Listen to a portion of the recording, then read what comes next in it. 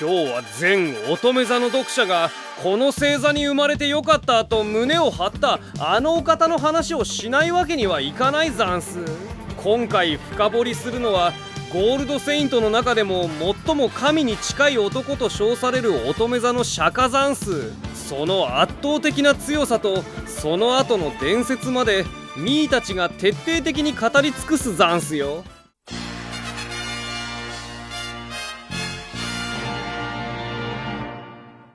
おいナチ、当時星座カーストなんて言葉があったざんすが、乙女座生まれの視聴者諸君は釈迦のおかげで常に最上位に君臨してたざんすよね。優雅で美しいのに切れたら一番手がつけられない、まさに最強の象徴ざんす。ああ、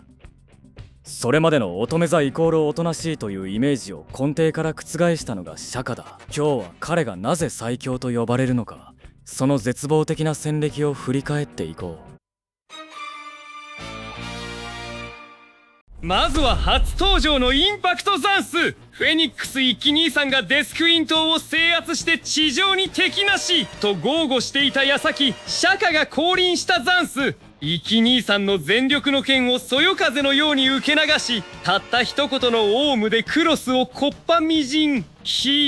恐ろしすぎるザンス。あの時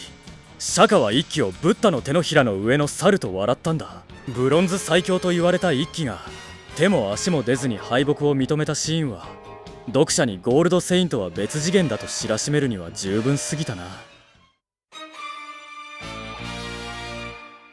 12級編の処女級でも凄まじかったざんす。聖夜、紫龍、春の3人が一斉に襲いかかったのに、釈迦は目をつむったまま漫画のページをめくる間もないほど一瞬で3人を文字通り塵のように蹴散らしたざんすよ。物理的な破壊力以上にコスモを具現化して相手の心身を完全にへし折る天魔降伏のインパクトが凄まじかった。これまでの殴り合いという概念を飛び越えたまさに神の領域の戦い方だったな。技も名前からして不穏ざんす。陸動輪ねで地獄界やガキ界に飛ばされるなんて、ミーならどの世界に落ちても即リタイアざんす。そしてレオのアイオリアが警告した絶対に目を開かせるなという言葉、目を開けた釈迦が放つ天武法輪はまさに究極の絶望ざんす。攻防一体の陣を敷き、相手の五冠、さらには第六冠までも順番に剥奪していく。逃げることも死ぬこともできず、ただ無の世界へ落とされる一輝が自らの感覚を全て断つことでしか対抗できなかった、史上最悪の絡めてと言えるぜ。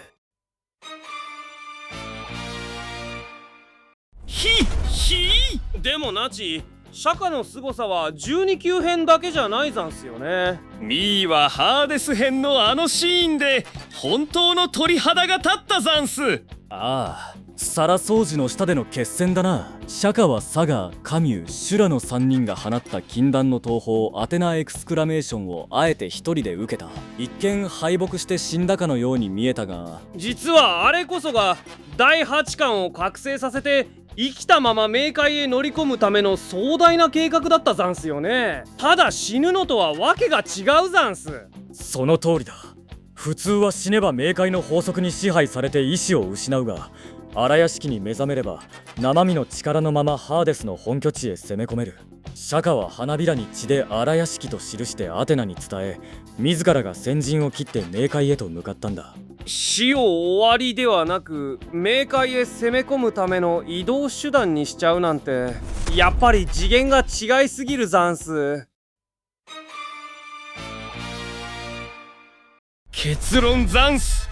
釈迦は単なるパワーキャラじゃなく、精神性もコスモの深さも全てが異次元だったざんす。王子の子供たちが休み時間に目をつむってオウムと唱えていたのも、その神々しさに少しでも近づきたかったからざんすね。乙女座の彼らは今でも釈迦を誇りに思っているだろう。そして多星座の我々も彼の散り際の美しさには敬意を表さざるを得ない。さあ一、そろそろ俺たちもコスモを燃やして警備に戻るか。ミーも目をつむって歩けば荒屋敷に目覚めるざんすかね。でさっきから電柱にぶつかってばかりで第六感どころか鼻血が止まらないざんす。このヒドラの一様の活躍がもっと見たいという君らはぜひ高評価とコメントを頼むざんすよ。チャンネル登録もよろしくな。それじゃまた次の動画で会おう。君はコスモを感じたことはあるか？動画をご視聴ありがとうございました。動画の感想をコメント欄に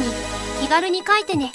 チャンネル登録、高評価もよろしくお願いします。それでは皆さん、ご視聴ありがとうございました。